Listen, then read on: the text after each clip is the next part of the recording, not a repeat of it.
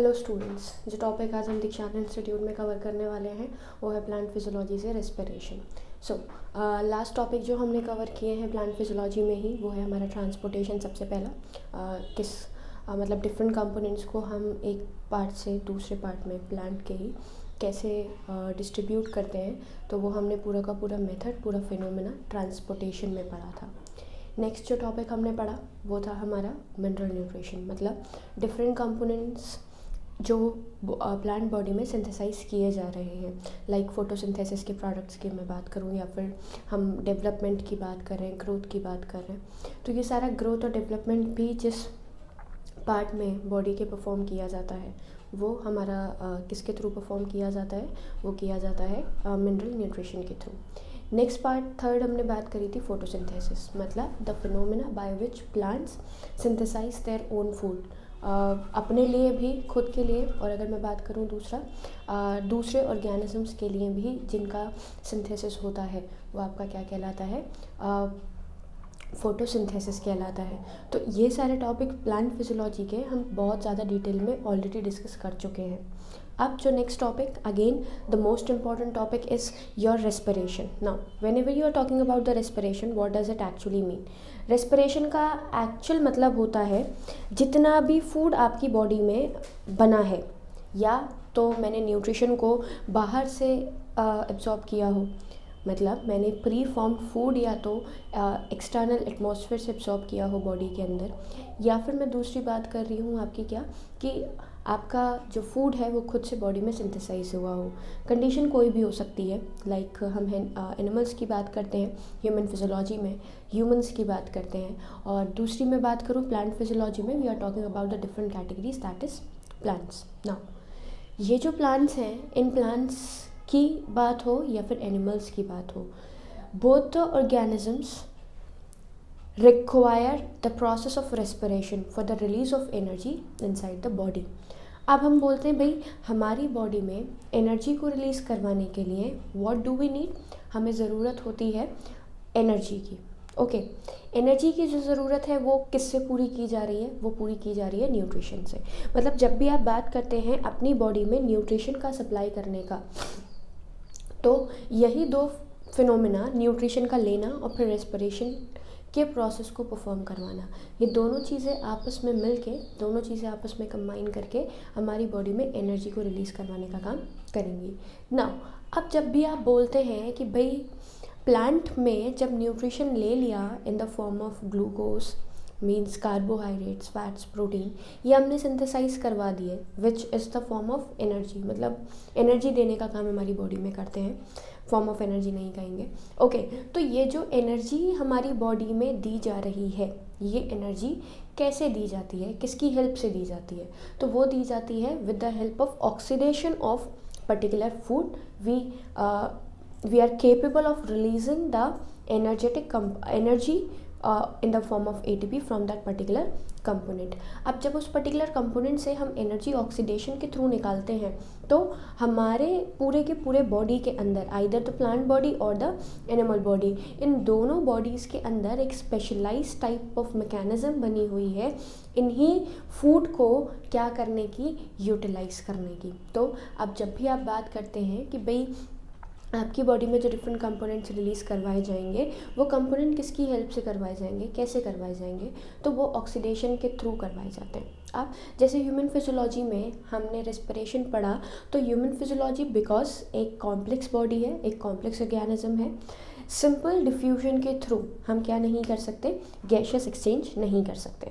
मतलब मैं बात करती हूँ कि भाई आप जब भी बात करते हैं हमारे कोई भी कंपोनेंट को बॉडी में एब्जॉर्ब करवाने की, तो प्लांट बॉडी में सिंपल डिफ्यूजन के थ्रू एब्जॉर्प्शन हो जाता है। जब हम एनिमल्स की बात करते हैं तो एनिमल बॉडी एक कॉम्प्लेक्स बॉडी है, और जब एनिमल बॉडी एक कॉम्प्लेक्स बॉडी है तो इट मीन्स कि जितना भी कंपोनेंट आपका एब्जॉर्ब किया जाएगा वो सिंपल डिफ्यूजन के थ्रू, सिंपल एब्जॉर्प्शन के थ्रू एब्जॉर्ब करवा के हम आगे का काम नहीं बढ़ा सकते। तो अगर इस काम को परफॉर्म करवाना है, तो इस काम को परफॉर्म करवाने के लिए आपको एक कॉम्प्लेक्स सिस्टम की ज़रूरत होती है, जिसको हमने रेस्पिरेटरी या फिर ब्रीदिंग सिस्टम करके पूरा का पूरा पार्ट पढ़ा था। उसमें हमने सिर्फ फिजिकल रेस्पिरेशन पढ़ा। What does the physical respiration means? Physical respiration means breathing. Breathing का क्या मतलब है, हमारे रिब केज का वॉल्यूम के साइज़ में इंक्रीमेंट और डिक्रीमेंट, लगातार इंक्रीमेंट और डिक्रीमेंट की हेल्प से वॉल्यूम इंक्रीज़ और डिक्रीज़ होता है, जिसकी वजह से प्रेशर ग्रेडियंट सेट होता है। प्रेशर ग्रेडियंट सेट होने की वजह से आपका गैसेस का मूवमेंट होता है from the higher energy pressure level to the lower pressure level. Okay, अब ये तो क्योंकि एक कॉम्प्लेक्स सिस्टम रहा, पूरे बॉडी पार्ट्स में आप सिंपल गैसेस को सिंपल डिफ्यूजन के थ्रू नहीं ट्रांसपोर्ट करवा सकते, तो आपने ये काम, ये फिनोमेना परफॉर्म किया। लेकिन नेक्स्ट जब हम बात करते हैं हमारे किसकी, नेक्स्ट हम बात करते हैं हमारे प्लांट बॉडी की। तो प्लांट बॉडी एक सिंपल बॉडी है भाई, आपने किसी तरीके का लंग्स जैसा स्ट्रक्चर कभी प्लांट में नहीं पढ़ा, कोई ऑर्गन स्पेसिफिकली प्रेजेंट हो जो कि हमारा गैसेस का ट्रांसपोर्ट करता हो, तो ये हम नहीं पढ़े हैं कभी भी। ओके, आपने क्या पढ़ा है, आपने पढ़ा है सिंपल ट्रांसपोर्ट में एक तो वाटर का ट्रांसपोर्ट और एक फूड का ट्रांसपोर्ट। अब जब ट्रांसपोर्ट में सिर्फ वाटर और फूड का ट्रांसपोर्ट पढ़ा है, दैट्स टोटली मीन कि यहाँ पर गैसेस को ट्रांसपोर्ट करवाने के लिए कोई स्पेसिफिक सिस्टम हमारे पास प्रेजेंट नहीं है। ओके, लेकिन रेस्पिरेशन तो तब भी होता है। मैं बोलूँ जैसे हमने जो रेस्पिरेशन के प्रोसेस को परफॉर्म करवाना है वो किसके थ्रू करवाते हैं, वो अभी हम डिस्कस करेंगे। पर क्या पढ़ रहे हैं हम, रेस्पिरेशन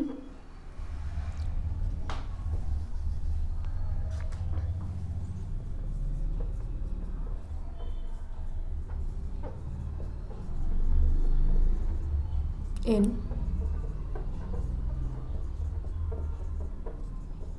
प्लांट्स।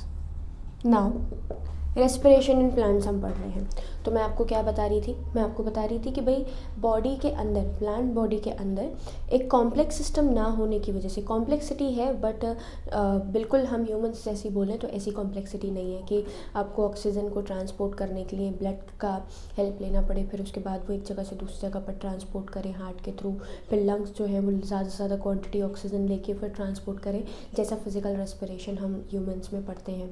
ऐसा कॉम्प्लेक्स टर्म नहीं है, लेकिन आप ये कह सकते हैं कि यहाँ पे जो ट्रांसपोर्टेशन हो रहा है सिंपल है, लेकिन हमें पढ़ना है कैसे। आप जितना भी गैसेस एक्सचेंज करवाते हैं वो किसके थ्रू होता है, स्टोमेटा और लेंटिसल्स। अब स्टोमेटा और लेंटिसल्स को समझने से पहले मैं आप लोगों को एक छोटा सा टॉपिक और समझाऊंगी, क्या कि हम जब रेस्पिरेशन पढ़ रहे हैं तो आपको सबसे पहले समझना है व्हाट इज़ रेस्पिरेशन। मैंने लास्ट जो भी 7-8-10 मिनट का लेक्चर लिया उसमें आप लोगों को क्या बताया कि we need gases exchange to the plant. लगातार प्लांट में गैसेस एक्सचेंज करने के लिए हमने एक सिस्टम बना रखा है। ओके, और ये जो सिस्टम बनता है, ये सिस्टम किसकी हेल्प से बनता है, आपके डिफरेंट स्टोमेटा, लेंटिसल्स जो भी एपिडर्मल टिश्यू है उसकी हेल्प से हम बना देते हैं। ज़रूरत क्यों है, रिक्वायरमेंट क्यों है, ताकि जितना भी फूड आपके बॉडी के अंदर प्रेजेंट है वो ग्लूकोज, कार्बोहाइड्रेट्स जो भी हैं उसको हम ब्रेक करके, तोड़ के क्या कर सके, एक नया कंपोनेंट जो है वो, मतलब एनर्जी जो है वो रिलीज़ कर सके। कंपोनेंट नया क्या होगा यहाँ पे, कार्बन डाइऑक्साइड। तो रेस्पिरेटरी सिस्टम, जैसे हमने जब फोटोसिंथेसिस पढ़ा तो I told you that the respiration is the reverse of the photosynthesis, या फिर जब मैंने फोटोसिंथेसिस पढ़ाया था तब मैंने आपको बोला था that photosynthesis is the reverse of the respiration. Respiration का उल्टा है फोटोसिंथेसिस। तो अगर मैं बोलूँ कि रेस्पिरेशन क्या है, it is the reverse of photosynthesis. मतलब फोटोसिंथेसिस का जब रिवर्स करवा रहे हो तो वो रेस्पिरेशन है, रेस्पिरेशन का रिवर्स करवाते हो तो photosynthesis. Now you know the photosynthesis very well, आप बहुत अच्छे से जानते हैं, जिसमें आप क्या कर रहे हैं, डिफरेंट कार्बन डाइऑक्साइड के मॉलिक्यूल को जोड़ते हैं, जोड़ के एक बड़ा मॉलिक्यूल बनाते हैं। ओके, ये फोटोसिंथेसिस था। मैंने आपको पहले भी कई बार बताया है कि जब भी हम इस एटमॉस्फेयर में केमिस्ट्री की बात करें, बायोलॉजी की बात करें, किसी भी सब्जेक्ट की बात करें, मतलब किसी भी लिविंग सिस्टम की बात करें, जब कोई बॉन्ड बनता है तो we have to give the energy, और जब भी कोई बॉन्ड ब्रेक होता है we will get the energy. Okay, जब बनाओगे तो दोगे, जब तोड़ोगे तो मिलेगी। ओके, तो यहाँ पे फोटोसिंथेसिस में छोटे छोटे मॉलिक्यूल्स को आपस में एक दूसरे के साथ जोड़ा, कनेक्शन बनाया तो एनर्जी दी। ओके, और जब इन्हीं मॉलिक्यूल्स को मैं उल्टा तोड़ दूं तो जो एनर्जी दी थी बॉन्ड बनाने में वो एनर्जी रिलीज हो जाएगी। तभी फोटोसिंथेसिस रिवर्स है रेस्पिरेशन का, या फिर रेस्पिरेशन रिवर्स है फोटोसिंथेसिस का। यहाँ पर यही पार्ट है। अब हमारे दिमाग में जो एक मिथ होता है वो क्या है, हमने बचपन से पढ़ा है कि photosynthesis is the phenomena by which oxygen gate released. Okay, हमें कोई मतलब नहीं होता ग्लूकोज बन रही है या नहीं बन रही है, हम सीधी सीधी एक छोटी सी बच्चों वाली बात बोलते हैं कि जो प्लांट्स हैं they use to release oxygen and animals they use to release carbon dioxide. Okay, now carbon dioxide release होना मतलब रेस्पिरेशन का फिनोमेना होना। क्या है देखें एक बार, मेरे पास एक छोटी सी रिएक्शन है C6H12O6 plus 6O2 will give you 6CO2 plus 6H2O plus lots of energy. क्या निकलती है? Lots of energy. नाउ ये एक छोटा सा रिएक्शन जिसमें ग्लूकोज ऑक्सीजन के साथ कंबाइन करता है। ओके, और क्या निकलता है? Carbon dioxide plus water plus energy. तो आपको दिख ही रही है, एनर्जी हमारी रिलीज़ हो जाती है और डिफरेंट कंपोनेंट में हम इस्तेमाल कर लेते हैं। मैं आप लोगों को एक्सप्लेन कर रही हूँ क्या कि हमने बचपन से एक सेंटेंस पढ़ा है that plant release oxygen and animals release carbon dioxide. Now अगर हम ये बात बोल रहे हैं कि जो प्लांट है वो हमेशा ऑक्सीजन रिलीज़ करते हैं और एनिमल्स कार्बन डाइऑक्साइड, तो एनिमल्स कार्बन डाइऑक्साइड रिलीज़ करते हैं, ये तो आपको समझ में आ ही जाता है क्योंकि भाई रेस्पिरेशन लगातार परफॉर्म करवाया जा रहा है, हम पढ़ चुके हैं, डिस्कस करते हैं, ये सारी चीज़ें हमें पता होती हैं कि भाई प्लांट खुद से फूड सिंथेसाइज नहीं करते तो फोटोसिंथेसिस की प्रोसेस तो होती नहीं है। जब फोटोसिंथेसिस की प्रोसेस नहीं होती है तो फिर ये क्या करते हैं, फिर ये आपका डिफरेंट कंपोनेंट को एब्जॉर्ब करके और न्यूट्रिशन को एब्जॉर्ब करके ऑक्सीडेशन करवा के और कार्बन डाइऑक्साइड को रिलीज़ करवा देते हैं। मतलब ये जो मॉलिक्यूल फॉर्म हुआ ये ब्रेक करके वापस से 6CO2 बना देगा। अगर एरो का डायरेक्शन में बैकवर्ड डायरेक्शन में कर देती हूँ तो यही रिएक्शन अभी जो रेस्पिरेशन है ये क्या बन जाएगी? फोटोसिंथेसिस बन जाएगी। ठीक है, तो जो सिस्टम हम बोला कि फोटोसिंथेसिस में का ऑक्सीजन रिलीज़ होती है और प्लांट सिर्फ ऑक्सीजन रिलीज़ करते हैं, तो ये स्टेटमेंट हमारा गलत है। क्यों गलत है? तो समझें, जब हमने लिविंग सिस्टम पढ़ा था, लिविंग वर्ल्ड पढ़ा था, तो लिविंग वर्ल्ड में मैंने आप लोगों को क्या बताया था? लिविंग वर्ल्ड में आई हैव एक्सप्लेन्ड यू कि जितना भी आप सिस्टम की बात कर रहे हैं, ओके, ये सिस्टम क्या करता है? ये सिस्टम पूरा का पूरा हमारी प्लांट बॉडी के अंदर क्या बनाता है? एक एनर्जी को लेने का देने का काम करता है। ठीक है, मैं क्या बोल रही हूँ? मैं बोल रही हूँ कि हमारे एक लिविंग सिस्टम की जब आप बात करते हैं तो लिविंग सिस्टम में कंटिन्यूस एनर्जी का एक्सचेंज चल रहा है। और जब लिविंग सिस्टम में एक छोटे माइक्रो ऑर्गेनिज्म की बात करते हैं या फिर जब हम इंट्रोडक्शन देते हैं कि भाई कोई भी पर्टिकुलर जो कंपोनेंट आपको आपके सामने प्रेजेंट दिख रहा है वो अलाइव है या फिर डेड है, लिविंग है या फिर नॉन लिविंग है। ये मार्कर जो मेरे हाथ में है ये लिविंग है या नॉन लिविंग है? तो भाई हम बोलते हैं नॉन लिविंग है। क्यों? Because it is not showing some characteristic like growth, repair, reproduction, respiration, excretion, nutrition का अपटेक, ये सब ये कंपोनेंट नहीं करता, लोकोमोशन नहीं करता, मूवमेंट नहीं करता। अगर मैं इसको अपनी जगह पे एक जगह प्लेस कर दूँ तो जब मैं थोड़े टाइम बाद आके देखूँ, 2 दिन बाद, 4 दिन बाद, तो ये वहीं पे प्लेस होगा। It is not capable of replacing it place. Okay, अब रिप्लेसिंग इट बेसिकली। तो हम जब भी बात करते हैं हमारे लिविंग सिस्टम में लिविंग ऑर्गेनिजम्स की, तो these are the organism which is capable of respiring. मतलब रेस्पिरेशन एक लिविंग सिस्टम का बहुत ही इम्पॉर्टेंट कंपोनेंट है। मैंने क्या बोला? मैंने बोला जो रेस्पिरेशन है वो एक लिविंग सिस्टम का बहुत ही इम्पॉर्टेंट कंपोनेंट है।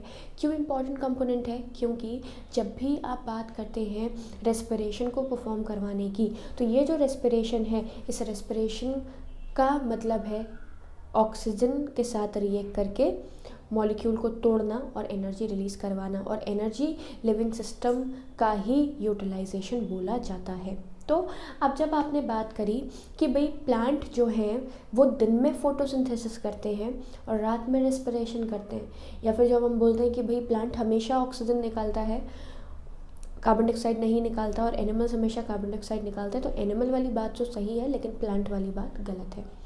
अगर मैं बोलूँ 24/7 24 घंटे हफ्ते के 7 दिन हमारा जो प्लांट है वो रेस्पिरेशन के प्रोसेस को परफॉर्म करता है। ओके, क्यों?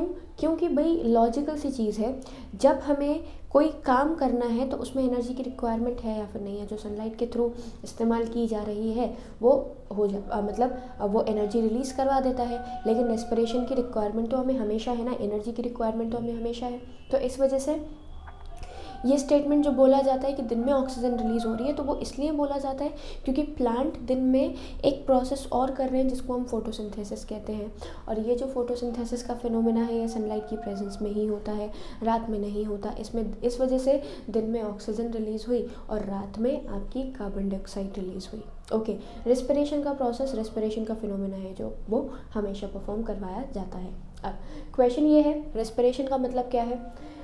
आप लेने का काम कर रहे हो ऑक्सीजन और देने का काम कर रहे हो कार्बन डाइऑक्साइड। तो जब भी हम लेने का काम ऑक्सीजन और देने का काम कार्बन डाइऑक्साइड कर रहे हैं तो there should be the presence of some system, like हमारे नोस्ट्रल से, लंग्स के से हम इन्हेलेशन और एक्सहेलेशन करके कार्बन डाइऑक्साइड को देते हैं, बाहर रिलीज़ करते हैं और ऑक्सीजन को लेने का काम करते हैं। सेम चीज़ जब आप बात करोगे भाई प्लांट्स के अंदर, तो प्लांट्स के अंदर भी कोई ना कोई सिस्टम, कोई ना कोई कंपोनेंट ऐसा होना चाहिए जो कि क्या करता हो, different component, different energy component का रिलीज़ करता हो।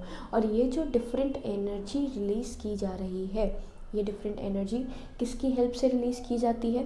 तो ये की जाती है हमारे प्लांट की सरफेस के थ्रू, एपिडर्मिस के थ्रू। एपिडर्मिस पे हमारे पास एक specialized type of cells present है। उन स्पेशलाइज्ड टाइप्स ऑफ सेल्स को हम या तो स्टोमेटा कहते हैं, जो कि यंगर प्लांट के पार्ट्स पे, लीव्स पे प्रेजेंट होती है, यंगर स्टेम पे प्रेजेंट होती है।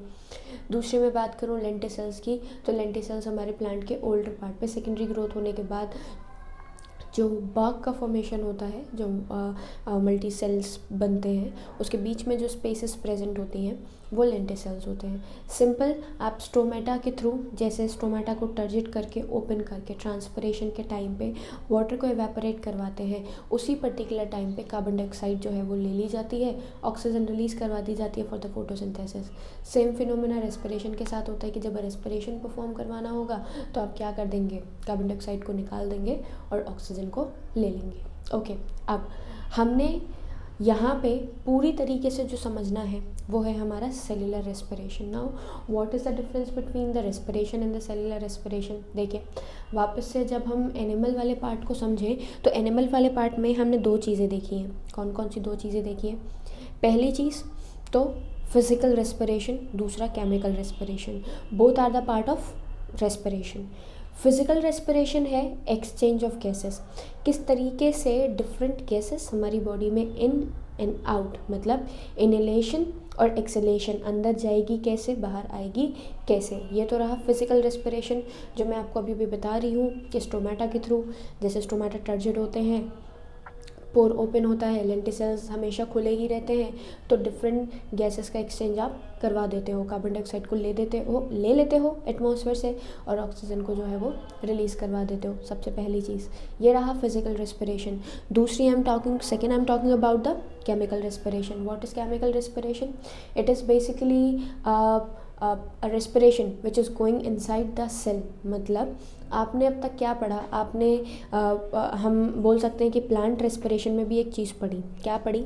कि जितने भी हमारे ऑक्सीजन और कार्बन डाइऑक्साइड एटमॉस्फेयर से लिया जा रहा है वो किस तरीके से डिफरेंट टिश्यू तक पहुंचता है, ये पढ़ा हमने ह्यूमन रेस्पिरेशन में।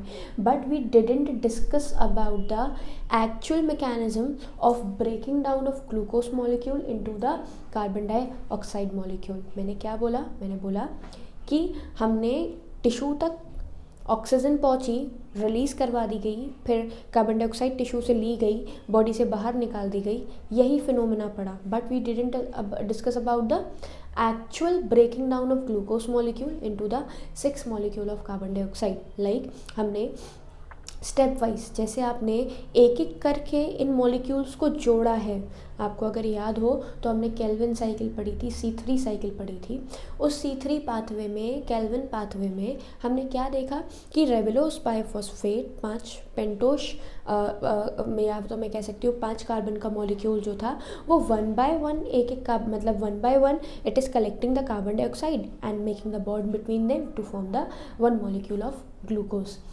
सिमिलरली जब आप बात करोगे यहाँ पे रेस्पिरेशन के प्रोसेस को परफॉर्म करवाने की, तो भी रेस्पिरेशन में भी आपने कुछ यही करना है। जैसे 1 बाय 1 जोड़ा है, ऐसे ही 1 बाय 1 तोड़ोगे। Like I have written one reaction है जिसमें मैंने एक ग्लूकोज के मॉलिक्यूल को डायरेक्टली 6 कार्बन डाइऑक्साइड के मॉलिक्यूल में कन्वर्ट कर दिया है, ब्रेक कर दिया है। बट जितना ये रिएक्शन सिंपल और ईजी हमें दिख रहा है, ये रिएक्शन उतना सिंपल और ईजी होता नहीं है।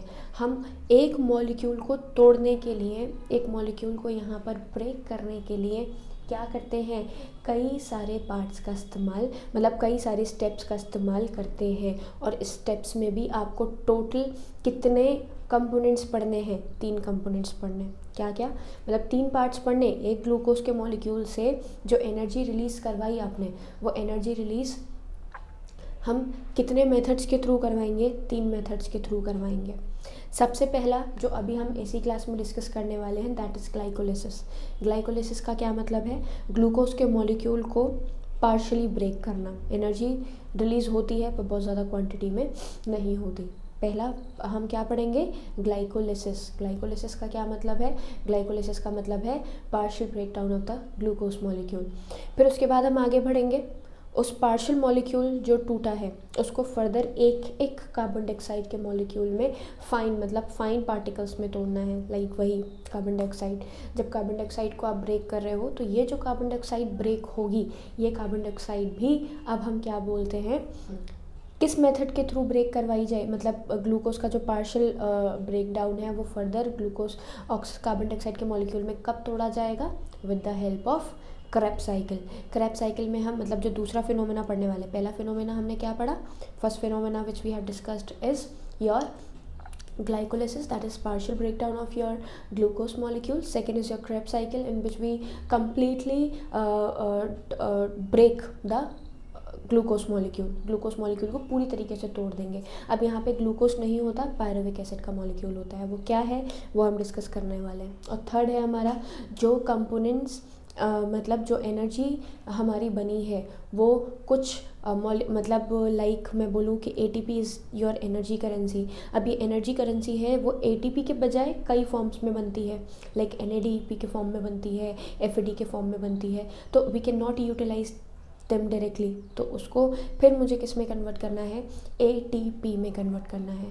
तो जब ATP में कन्वर्ट करना है इस मॉलिक्यूल को, तो इसके लिए फिर से हमें क्या करना पड़ता है, एक सिस्टम और पढ़ना पड़ता है जिसको हम बोलते हैं इलेक्ट्रॉन ट्रांसपोर्ट सिस्टम।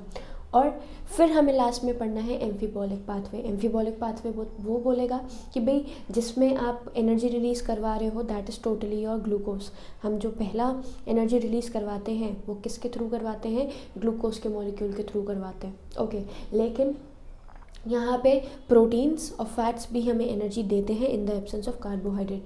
तो प्रोटीन को और फैट को ऐसे कंपोनेंट तक ले आना जहाँ पर वो एनर्जी दे, क्योंकि एनर्जी रिलीज़ करवाने के यही 3 फिनोमेना है, ग्लाइकोलिसिस, इलेक्ट्रॉन ट्रांसपोर्ट सिस्टम और सबसे most important your Krebs cycle. Okay, तो एम्फीबॉलिक पाथवे का मतलब है किसी भी कंपोनेंट को हमें ऐसे मतलब प्रोटीन को या फिर मैं क्या बोलूँ ग्लूकोज फैट को ऐसे मॉलिक्यूल तक ले आना है जहाँ पर वो एनर्जी जो है वो रिलीज़ करवा दें। तो वो जो एनर्जी रिलीज़ होगी वो एनर्जी किसकी हेल्प से होगी, वो एनर्जी एम्फीबॉलिक पाथवे की होगी, जिसमें हम क्या कर रहे हैं, प्रोटीन से या फिर फैट से एक ऐसा मॉलिक्यूल बना रहे हैं which can easily enter into the Krebs cycle. Krebs cycle में अब ग्लूकोज में कन्वर्ट करना एम्फीबॉलिक पाथवे, और उसके बाद लास्ट में हमने पढ़ना है रेस्पिरेटरी इक्वेशन। तो वो जो एक छोटी सी रिएक्शन मैंने आपको बोर्ड पे लिखी, ये छोटी सी reaction actually contains of so many steps, और यही सो मैनी स्टेप्स हमें यहाँ पे पढ़ने हैं। सबसे पहला ग्लाइकोलिसिस। ग्लाइकोलिसिस के बाद हम रेस्पिरेशन को फिर 2 पार्ट्स में डिवाइड करेंगे। कौन कौन से 2 पार्ट्स, सबसे पहला पार्ट होगा आपका aerobic respiration and second will be your anaerobic respiration. तो देखिए क्या क्या सिस्टम है यहाँ पे।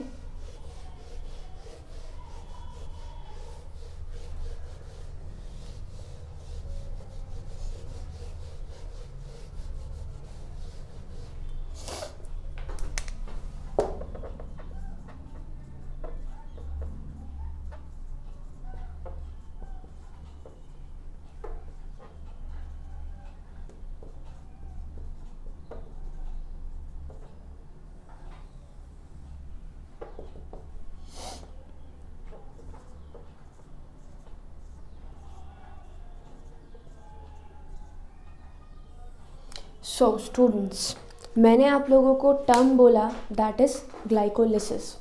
अब आपको यहाँ पे बहुत कंफ्यूज नहीं होना है। पूरी बायोलॉजी में हम बहुत सारे टर्म्स ऐसे पढ़ते हैं जो कि जो चीज़ पढ़नी है उसी चीज़ को वो एक्सप्लेन कर रहे होते हैं। मैंने क्या बोला आप लोगों को? मैंने बोला कि बायोलॉजी के टर्म्स जो हैं वो बहुत ज़्यादा टफ़ नहीं होते हैं। कैसे टफ़ नहीं होते हैं? क्योंकि जो चीज़ पढ़नी है वो एक्चुअली यहाँ पर गिवन होती है। ग्लाइकोलिसिस समझें। ग्लाइको जो टर्म दिया है वो दिया है ग्लूकोज से। सेकंड, अगर मैं बात करूं तो लिसिस का मतलब, हम बायोलॉजी में बहुत सारी चीज़ें पढ़ चुके हैं तो आपको लिसिस मतलब पता होना चाहिए। लिसिस का मतलब होता है ब्रेक डाउन। लिसिस का मतलब क्या होता है आपका? Break down. तो ग्लाइकोलिसिस का मतलब है ग्लूकोज के मॉलिक्यूल का ब्रेक डाउन, लेकिन पार्शियल ब्रेक डाउन। सबसे पहले एनर्जी को रिलीज़ करवाने के लिए हमें इसको इतना ब्रेक करना है कि फर्दर एनर्जी हम इससे ले सकें। तो देखें, अब मैं 1 बाय 1 चेंज करती जा रही हूँ। ग्लूकोज, सबसे पहले ग्लूकोज का मॉलिक्यूल जो है वो कितने कार्बन का मॉलिक्यूल है? 6 कार्बन का। ये एक बहुत ही इम्पॉर्टेंट चीज़ है, बार बार ये मेंशन करना कि ये कितने कार्बन का कंपोनेंट है।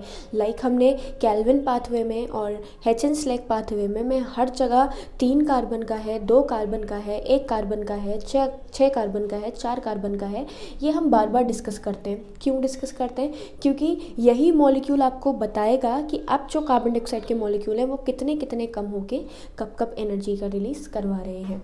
तो सबसे पहले हमने क्या बोला? ग्लूकोज के मॉलिक्यूल को हम किस में कन्वर्ट करते हैं? ग्लूकोज 6 फॉस्फेट में कन्वर्ट करते हैं।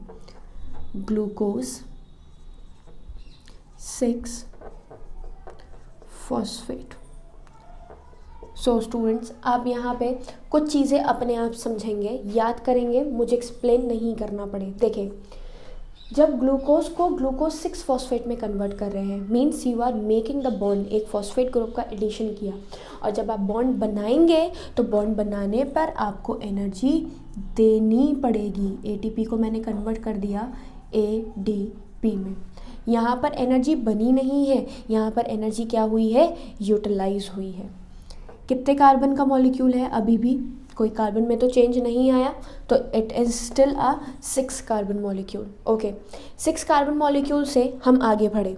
6 कार्बन मॉलिक्यूल से जब हम आगे बढ़ेंगे तो ग्लूकोज 6 फॉस्फेट को आप किस में कन्वर्ट कर देंगे? ग्लूकोज 6 फॉस्फेट को आप कन्वर्ट कर देंगे फ्रक्टोज 6 फॉस्फेट। इसमें कोई कंफ्यूज होने वाला बात नहीं है। आप सिंपल ये समझिए कि जब भी आप बात कर रहे हैं ग्लूकोज की और फ्रक्टोज की, तो ये दोनों एक कैसी फॉर्म है? एक्सचेंजेबल फॉर्म है। वही कीटोन और एल्डिहाइड का फ़र्क होता है, तो ये चेंज हो जाती हैं। ओके, तो ग्लूकोज 6 फॉस्फेट को चेंज किया हमने फ्रक्टोज 6 फॉस्फेट में। कोई बॉन्ड नहीं बना है तो हमें ना तो एनर्जी देनी है और ना ही एनर्जी हमें रिलीज़ करवानी है। आगे फ्रक्टोज 6 फॉस्फेट को, ये भी 6 कार्बन का ही होगा, कोई चेंज नहीं आया है। फ्रक्टोज 6 फॉस्फेट को I have converted into fructose 1,6 bisphosphate.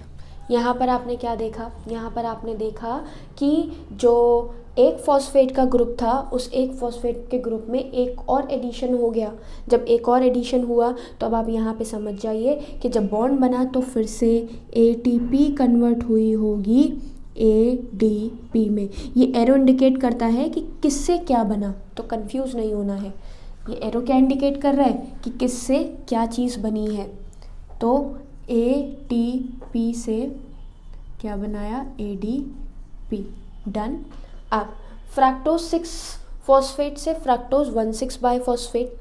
Fructose 1,6 bisphosphate भी 6 कार्बन का मॉलिक्यूल है, और ये it will now be converted into triose phosphate. आप लोगों ने ट्रायोज फॉस्फेट अगर याद हो तो कहाँ पढ़ा था? जब क्रेब्स साइकिल में हम कार्बोक्सिलेशन के बाद रिडक्शन करवा देते, तो रिडक्शन बनाने के बाद ट्रायोस फॉस्फेट बनती थी। ये ट्रायोस फॉस्फेट जो है आपकी, ये क्या हो सकती है, ये हो सकती है ग्लिसरल्डिहाइड 3 फॉस्फेट।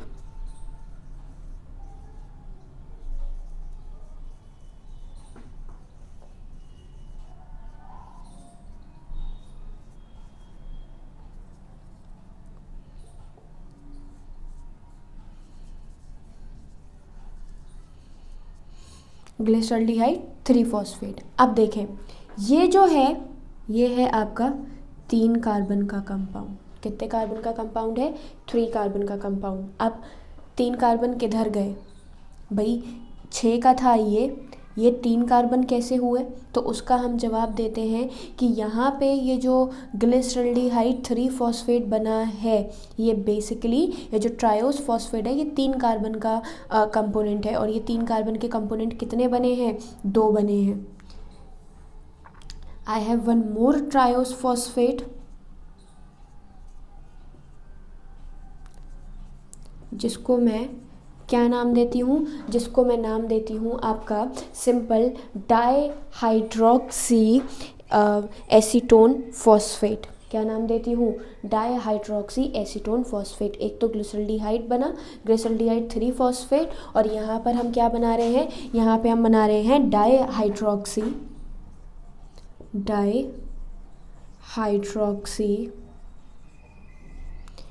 Acetone phosphate. समझे? Dihydroxy acetone phosphate. तो हमने ग्लूकोज से ग्लूकोज 6 फॉस्फेट बनाया, एंजाइम्स लगातार वर्क कर रहे हैं। फिर ग्लूकोज 6 फॉस्फेट से फ्रक्टोज 6 फॉस्फेट 6 कार्बन का, फ्रक्टोज 6 फॉस्फेट से फ्रक्टोज 1,6,5 फॉस्फेट। एनर्जी 2 जगह जो है वो क्या हो चुकी है? रिलीज हो चुकी है। 2 जगह एनर्जी रिलीज होने के बाद नेक्स्ट देखेंगे हमने क्या बनाया? Triose phosphate. अब क्योंकि ये 3 कार्बन है तो ये 6 था, तो 3 3 के कितने बन जाएंगे? 2 बन जाएंगे। मैंने ग्लिसरल्डिहाइड 3 फॉस्फेट और डाईहाइड्रोक्सी एसीटोन फॉस्फेट बना दिया। दोनों में कोई फर्क, मतलब बस फॉर्म चेंज है। This is also of 3 carbon, वो भी 3 कार्बन, और ये भी आपके कितने कार्बन हैं? 3 कार्बन हैं। फिर जब हम आगे बढ़े तो ये जो ग्लिसरल्डिहाइड 3 फॉस्फेट है, ये ग्लिसरल्डिहाइड 3 फॉस्फेट कितने कार्बन का है? 3 कार्बन का है। इस 3 कार्बन के मॉलिक्यूल को 3 कार्बन का ही रखेंगे, कोई चेंज नहीं करना है। इस ट्रायोस फॉस्फेट को मुझे अब किस में कन्वर्ट? ग्लिसरल्डिहाइड 3 फॉस्फेट है तो मैं डायरेक्ट अब नाम लिख रही हूँ, ट्रायोस फॉस्फेट ही है, समझ लीजिएगा। 1,3 बाईफॉस्फोग्लिसरिक एसिड, 1,3 बाई फॉस्फोग्लिसरिक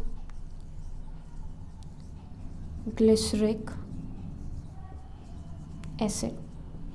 आपको कंफ्यूज नहीं होना है, देख लीजिए एक बार। मैंने क्या बोला? मैंने बोला सबसे पहले हमारा ट्रायोस फॉस्फेट जो है, ये ट्रायोस फॉस्फेट के 2 कार्बन से अब हमने क्या बनाना है? अब मैं सब जगह यहाँ पे 2 मार्क कर दूंगी ताकि आपको पता चले कि वो भी सेम, मतलब जैसे ये रन करेगा ऐसे ही पैरेलल ये रन करेगा। ओके, तो मैं यहाँ पे हर जगह पे 2 मार्क करूँगी तो यू विल गेट अंडरस्टैंड कि ये 2 मॉलिक्यूल्स बन रहे हैं। अब यहाँ पे एक चीज़ देखेंगे, ग्लिसरल्डिहाइड 3 फॉस्फेट, कितना फॉस्फेट का मॉलिक्यूल है? एक। अब ये क्या हो चुका है? 1,3 बाईफॉस्फोग्लिसरिक एसिड। ये ग्लिसरल्डिहाइड था, ये क्या हो चुका है? ग्लिसरिक एसिड हो चुका है। और जब ये ग्लिसरिक एसिड हो चुका है तो यहाँ पे सबसे पहले फॉर्म हुआ एक कंपोनेंट जिसको हमने नाम दिया NAD पॉजिटिव से NADH plus H positive, NADH plus H positive. यहाँ पर एनर्जी रिलीज हुई है, यहाँ पे कंज्यूम हुई, यहाँ पे कंज्यूम हुई, ये क्या हुई है? रिलीज हुई है। फिर मैंने क्या किया? आपके 1,3 बाईफॉस्फोग्लिसरिक एसिड को किस में कन्वर्ट किया? 3 फॉस्फोग्लिसरिक एसिड में कन्वर्ट किया। 3 फॉस्फोग्लिसरिक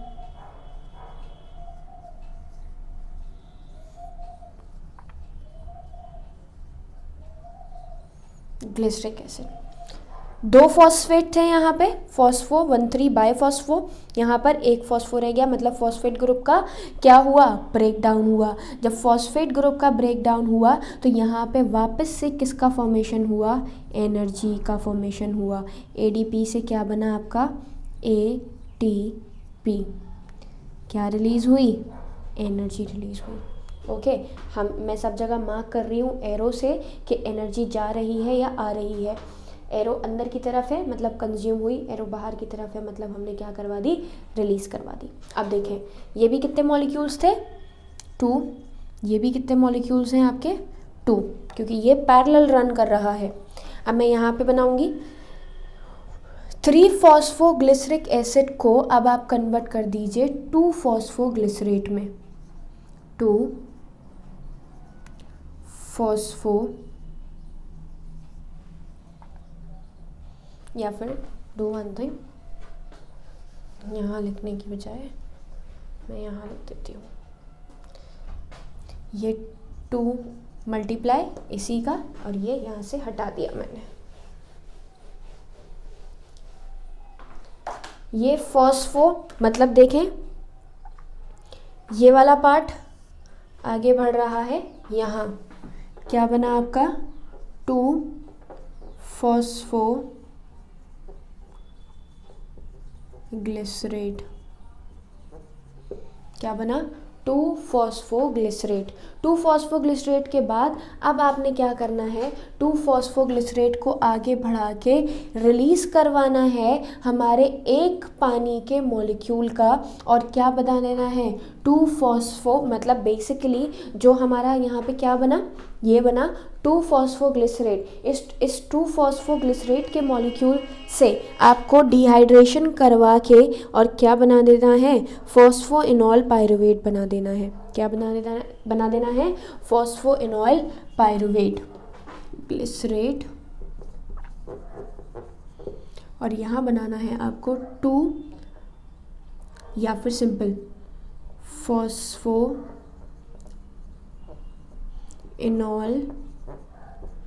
पायरुवेट। हमने कहीं पर भी यहाँ पे कार्बन की कमी नहीं की है, 3 carbon 3 carbon 3 carbon dehydration, gas का मॉलिक्यूल रिलीज़ हुआ, H2O का मॉलिक्यूल रिलीज़ हुआ, और लास्ट में यहाँ पे बने हमारे क्या 2 molecules of phosphoenol pyruvate, that is PEP। आपको याद होगा ये PEP हमने फोटोसिंथेसिस में भी पढ़ा था, 3 कार्बन का ही मॉलिक्यूल है। अब ये जो 3 कार्बन का मॉलिक्यूल था, ये 3 कार्बन का मॉलिक्यूल जो है आपका क्या करता था, मतलब बेसिकली फॉस्फोइनॉल पायरुवेट हमारे फोटोसिंथेसिस में एक्सेप्टर की तरह वर्क करता था कार्बन डाइऑक्साइड के। ओके, अब ये फॉस्फोइनॉल पायरुवेट कन्वर्ट हो जाएगा फाइनली किस में, ये कन्वर्ट होगा फाइनली आपका पायरुविक एसिड में, पायरुविक एसिड, जो कि कितने कार्बन की है, 3 कार्बन की है। और यहाँ पे जो कन्वर्जन हुआ ये भी आपका ADP से ATP बनाता है। मैं एरो से बना देती हूँ ताकि आपको समझ में आ जाए कि एनर्जी जो है वो क्या हो रही है, रिलीज़ हो रही है। अब यहाँ पे ये पूरा का पूरा जो कंपोनेंट बनाना था वो पायरुविक एसिड ही बनाना था, मतलब जो मेरा मेन मोटिव था, what was that, my main motive was to form the pyruvic acid. Glycolysis is the phenomena by which we convert the या फिर वी ब्रेक, मैं उस टाइम पे ये डेफिनेशन नहीं बोल रही थी, अब बोल रही हूँ, glycolysis is the phenomena by which we break the glucose molecule into the 2 pyruvic acid molecule. एक ग्लूकोज के मॉलिक्यूल को breaking down of the 1 glucose molecule into the 2 pyruvic acid molecule is the glycolysis। क्या है, glycolysis है। 2 क्यों, क्योंकि यहाँ पे भी 2 मार्क करूँगी भाई मैं, 2 क्यों, क्योंकि ट्रायोस फॉस्फेट यहाँ पर कितने बने थे, 2, glyceraldehyde 3 phosphate bye phosphoglyceric acid, phosphoglycerate, phosphoenol pyruvate और पायरुविक एसिड। हर स्टेप में कहाँ पर कौन सा एंजाइम लगता है, कहाँ पर एनर्जी रिलीज करवाई जाती है, it should be noted here, मतलब ये सारी चीज़ें आपको याद होनी चाहिए।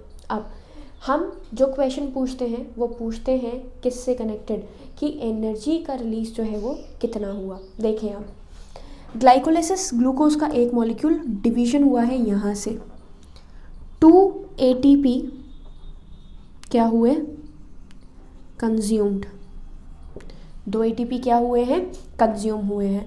फिर मैं बात कर रही हूँ, यहाँ से शुरू कीजिए, 1 NADH बना, 1 ATP, 2 ATP, कितने ATP बने, 2 ATP फॉर्म।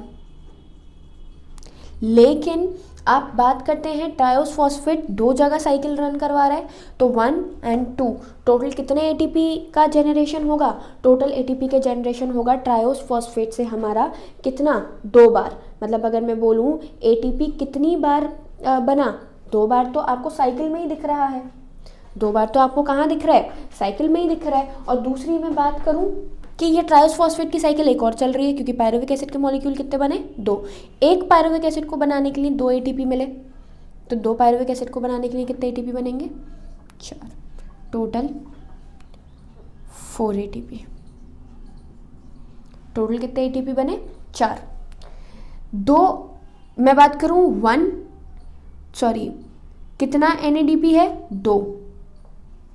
2 साइकिल बने कितने हैं, 1 NADP, टोटल कितने हो गए, 2 NADH